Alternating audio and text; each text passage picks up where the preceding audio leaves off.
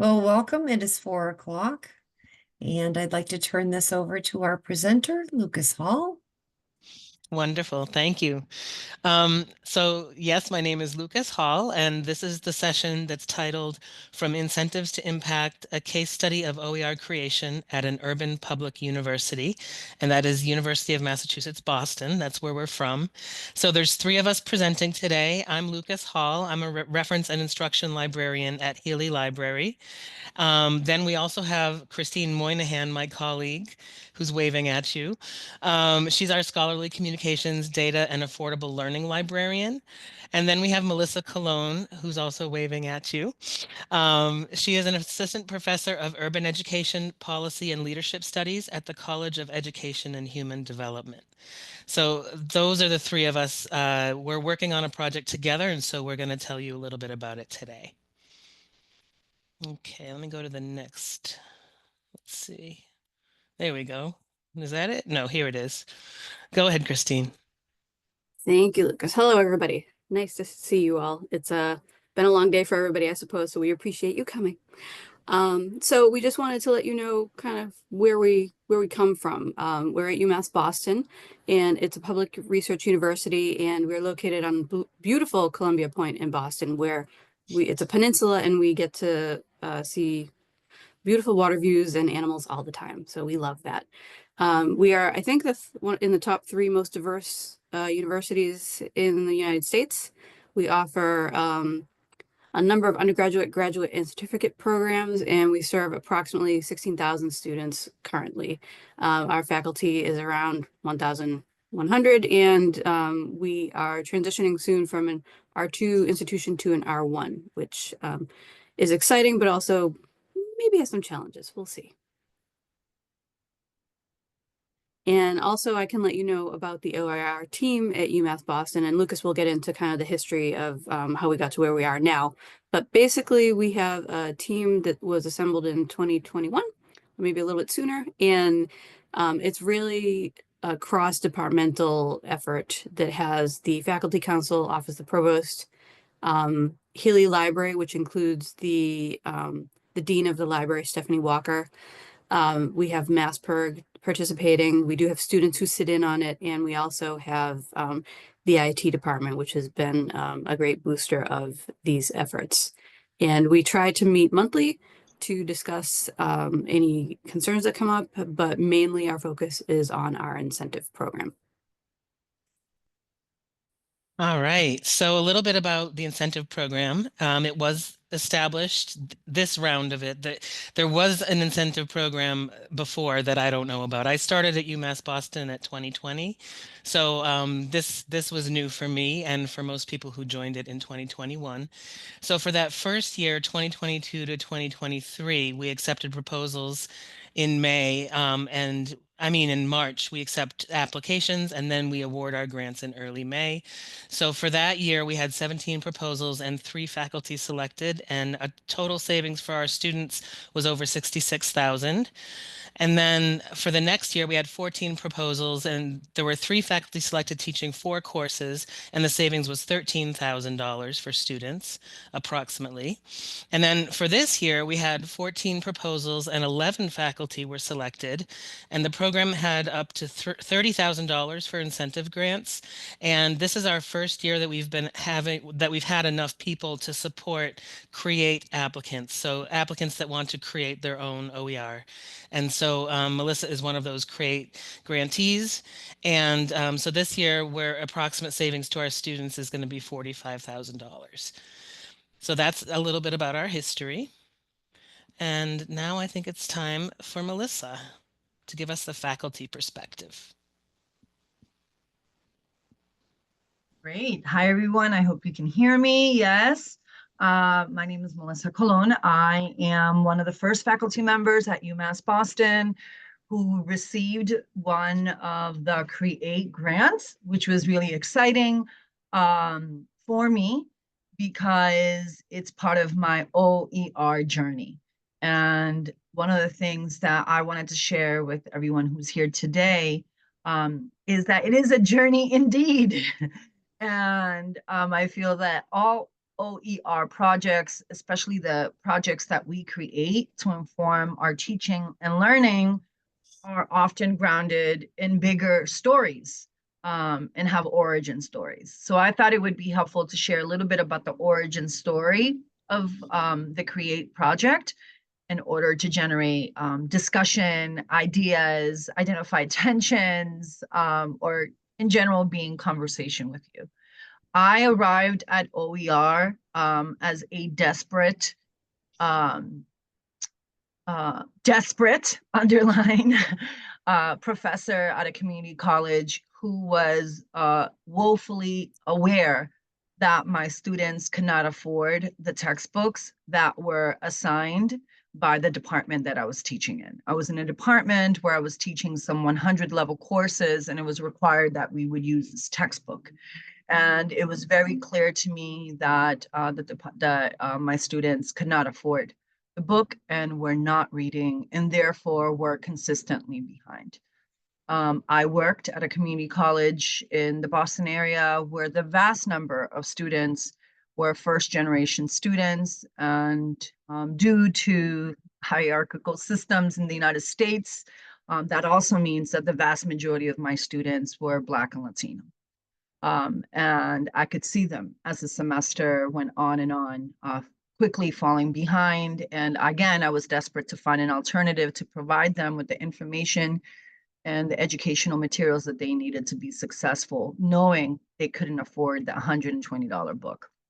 And I bumped into an OER. I saw something online, some professional development thing, and I went to it, and I was completely sold, because I understand that OER is part of larger democratizing knowledge movements across the world, where we really want to democratize information and democratize education, so that anyone and everyone can have access to high quality materials for teaching and learning. And I believed in that work, and I believe in that work, and believe that lots of possibilities exist with what we understand OER to be. What most professors do, including at UMass Boston and other places where I've worked in the past, is that we quickly use the materials that are available. We learn how to find those materials, and we learn how to incorporate those materials into our syllabus and to our teaching and learning, so that students can have access to the materials that we know they need in order to learn and to meet the course objectives. But I found another challenge. And the challenge is, what if the materials that you need don't exist? And in my case, I teach a lot of courses that focus on race, racial identity, on social justice, on policies and practices that impact Latino communities. And the OER materials either were not available, and if they were not appropriate for the courses that I was teaching. And the next part of the journey for me has been, we need to make sure that if OER as an institution, as a movement, is committed to democratizing knowledge and increasing educational access and increasing information, then we also need to be committed to ensuring that the materials that are available are culturally relevant, are culturally sustaining, are culturally empowering, especially in institutions where the majority of students are first generation, low income, Black and brown students. So there are limits to the OER materials that exist, but there are also a lot of possibilities. So I'm very lucky because I get to work with an amazing team at UMass Boston that's comprised of faculty members, as well as the librarian team and some folks from instructional design that are helping me to create a textbook that focuses on Latino students in US schools. And it's an interactive guide for educators. So it's a book that's focused on helping educators understand the possibilities, the experiences, the challenges, the opportunities that Latino students in US contexts are contending with. This is really a special project for me because it's not only aligned with the research that I do, but We are co-writing it together with graduate students who have taken a class that I designed, an OER class that I designed on Latino education in the United States. So it feels like we're coming to full circle. So I'm going to pass it to my colleagues because we also want to hear from you. But I do want to emphasize that the incentive part for me and the impact part for me as a faculty member is thinking about what does it mean when materials don't exist, and what possibilities and limits are we contending with as we consider OER in our teaching. Wonderful. Thank you, Melissa. Our next slide, we do have a couple other things we can mention. We won't go into this too much because we want to hear your questions and open it up. But in terms of collaborative open textbook development, we've had to figure out our roles. We're 3 librarians, 1 learning designer, and 1 faculty member, and we're working together on all of these sort of technical, legal, and practical aspects of the project. So we've got Melissa as the content creator. We have myself, Christine, and we also have our special projects librarian, Lydia Burge Goodwin, doing research for this book to find OER's image and general copyright support. And then we have a learning designer whose focus is on accessibility. And we're all of us working with Pressbooks for the very first time. And it's it's an adventure so far. So it's going to continue being an adventure, I think, as we move forward. So that's sort of, we can talk more about, our roles and how we came about what we're doing if you would like. And then this is our very last slide, and it's just some challenges and next steps that we wanted to mention. Self-publishing versus working with a publisher, having enough time to do the work as a group, like self-publishing. Let me go back to that first one. Self-publishing versus working with a publisher. We are not a publisher. We are doing self-publishing. And so we're having to do a lot of the work ourselves. And Melissa's having to do a lot of the work herself that she may not have to do if she's working with a different publisher. Also figuring out when to meet, having enough time to work as a group, looking for image copyrights. Those of us who are looking for these images are all white, and we are looking for images of Latine people, and it's possible that we are profiling as we're doing that. So there's the danger of that. And so we're opening up a larger conversation about that. And then, of course, the lack of existing OER materials and paywalled sources that are there. What else would you like to say? Anything, Christine or Melissa, about this slide? No? Okay. So for next steps, we want to make ourselves a toolkit so that we can do a better job next year with our create applicants. We want to just adjust the application process a little bit so we can front load questions about their needs so that we can support them a little sooner and a little better. That would feel good. So now it's open. It's open to the group. Let me put the link again to the slides in the chat one more time. Great. So what questions do you all have?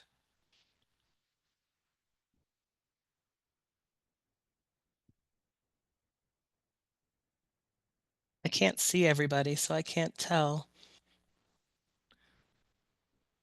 How do you calculate the total savings for students? Denise said in the chat. Christine, you want to take that one?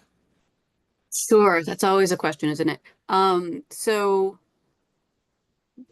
the way we've been doing it is the faculty calculate the cost of the materials. They give us kind of what they've been doing. So they're kind of replacing the syllabus that they're using now. So they do that. Melissa was a little bit different, but because she's creating something completely new. But often it's you take the whatever course materials being used currently, calculate the cost of that either through the UMass Boston bookstore or through some other option, and then see how many sessions are being used and put all of that together. Oh, and the number of students within the sessions. So sections, sorry. So you put all that together and you get a number. As it seems to work, but sometimes we wonder sometimes. I think that those figures are really important to motivate other faculty to consider OER options for their classes, especially for the courses that are really expensive because of the textbook. But I also think I've been thinking about this. I haven't shared this with Christine or Lucas, so this is the new thought, right? I've been thinking about also cost save, like how do we capture cost savings for the public? Because we are a public serving institution, as is Sunny. When we publish our book, it will be available to the public, and we understand that teachers and educators will use this information and other faculty, right? So it has a ripple effect of savings that are really, really difficult to calculate. So I think, you know, as I think about like my own journey in OER, I'm trying to figure out how to make meaning of the cost savings, especially because I work as a professor and as a practitioner in urban school districts where teachers don't have a lot of resources. Now I'm talking about teachers in pre-K to 12, don't have a lot of extra funds, and also use OER materials to inform their teaching and learning at their classrooms. So yeah, those cost savings are a really interesting number. There's another question on the chat. Yes. How does your institution classify or recognize OER creation work? Is it service, scholarship, or teaching? So this is brand new. So I don't know. What would you say, Melissa? Because you're the professor who has to gosh. classify it for yourself. I think that the publication itself would likely gosh, this is such a great question. There's I think it's all three, right? In my work with the graduate students who are writing the chapters for a book, that's obviously service because they're no longer taking classes. So they're writing this book on their own time. This is part of my scholarly work. It's not going to be a peer-reviewed journal, but it will go on my CV as public scholarship. And in the fall of 2025, I'm going to use this book to teach. So for me, it would work on all three. That's a conversation for us, for all of us to have as an institution. And I would be curious how other institutions categorize the creation of OER work. Yeah, I would be too. We have a question from Corey. Do you have your grant recipients share out their work or present to other faculty? If so, does this encourage more OER work? We have had, I forget what we call it, Christine, but it's an event basically where we have a few of our awardees present to other faculty about the work that they're doing. So all of our other awardees, there are 2 CREATE grants, but we also have ADAPT and ADOPT grantees. So ADOPT grantees are, of course, just trying to adopt an OER text or a couple OER texts into their class. And adapt means, you know, you can take everything and mix it together and take new things. And then create, of course, is to create something new. So I think it does encourage more OER work where we're really trying to build up the community of people who know about OER at UMass Boston and who really want to commit to it in some way, either as a faculty member who's creating or adopting or adapting. So yeah, that's And how. also, sorry, Lucas, also I want to mention that faculty, as part of the process for getting paid for this, faculty do need to send just a quick blurb at the end of their project just to let us know how it went and how the students appreciated it, what they thought of it. So that's something that hasn't been shared out as much, but has been helpful for the working group to kind of see what has been working and what isn't working. Mm-hmm.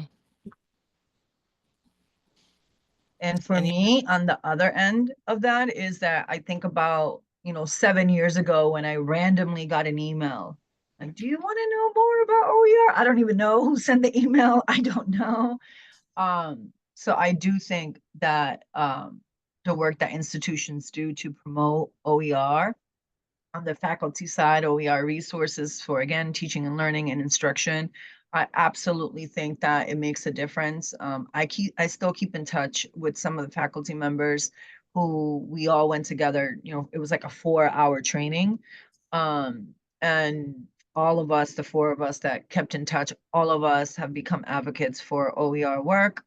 So I do think that the things that institutions do to encourage, to market opportunities, to share information, to share resources, to share what other faculty are doing.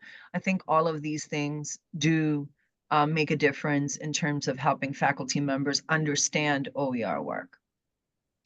The other thing is, and then I'll stop here, is that once you attend one of these sessions, I have found there's a demystification. Like I remember I went to one and a chemistry professor was like, I can't teach organic chemistry using OER.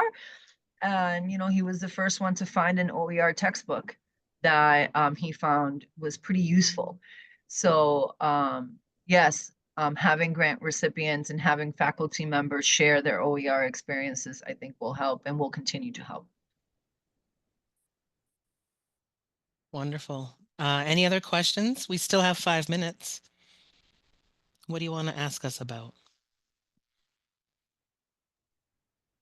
Or would you like to tell us about what you're doing? Is anyone in this session, do they have an incentive program? Are they working on an OER? You know, tell us about you.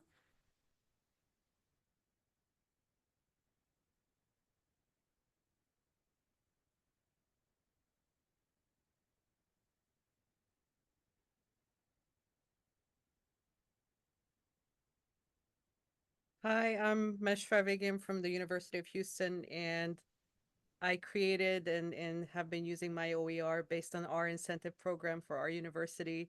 And I was just very curious where you are in the process and what your challenges and opportunities are. So thank you so much for sharing. It's been great to see that others are in kind of the same space, that it's a process. It's a process. And my biggest challenge is that even I've been using OER and publishing on our press books, it's hard to get colleagues to get on board and move. So if you have any suggestions for that on how to highlight the importance or benefits, I would be happy to hear that. Thank you. Sure. Thank you for sharing. I'm trying to think of how we get people on board. I think having like you demonstrate that you can do it, or having Melissa, you know, out there, and like Melissa said, having a faculty member who said, you know, surely I can do this, but then someone showing them how it could be done, gives them that sense of accomplishment, you know, when they finally get through it. Or, you know, the fact that they can take the time, it won't take as much time, hopefully. There is support. I think if people also know that there's support, that's something that really can be helpful. But yeah, it's a hard slog. Agreed. Yeah, thank you. I mean, I have to keep it real, as I always do. The incentive does work. You know, in my other institution, faculty members received stipends for using OER materials. Like they just have to say, here are the materials for creating OER materials, as we're doing at UMass Boston now. In higher ed, of course, all of us are have a lot to do, especially in public institutions. I think especially of our adjunct professors, who many of them teach the entry-level courses, right? Asking them to turn their courses into OER is unpaid labor. So having an incentive program that helps alleviate that, I think is really has been really helpful in my experience. And again, I'm speaking not just in my experiences at UMass, which so far have been great, but thinking about also the experiences I had at the community college. I want to say too that the Provost's office is very supportive of this program and has been providing us the funds for it for these 3 years. And it's just really nice to have that kind of backing and to know sort of that we'll have money next year for another round. You know, that's really wonderful, and not every school has that. So I think we're lucky. So Corey put a comment in about she works with SUNY OER services, and we have similar grant programs that have gone through a few different iterations. You are all doing excellent work and making a real impact. Thank you. What else? Anything else in the last minute? Well, I'd like to say to Jenny, good luck with getting your OER adoption grant program going. And always reach out if you have any questions or want to just chat through what you're doing. We'd be happy to talk. Mhm. Anybody. So here's the last slide with our contact information. So you have the link to the slides, so you can have the link to all of our contact information. Please do reach out if you would like. And it's 4:25. Look at that. We did it. All right. I guess we're done. You are good. Thank you so much for all of that and for all Mhm. of the work that you do on behalf of students. Just incredible. So thank you Thank so you. much. Thank you very much. See you later.